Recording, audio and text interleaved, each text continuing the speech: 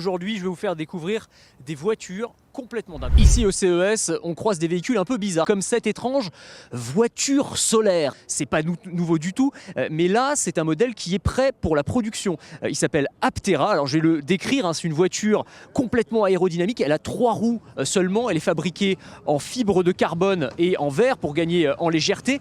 Et à la surface, sur le capot, sur le toit, sur le coffre, eh bien, vous avez des cellules photovoltaïques qui vont capter et utiliser l'énergie du soleil. Évidemment, vous allez pouvoir générer beaucoup plus d'autonomie, 60 km par jour, en plus de l'autonomie déjà de base de la voiture électrique classique.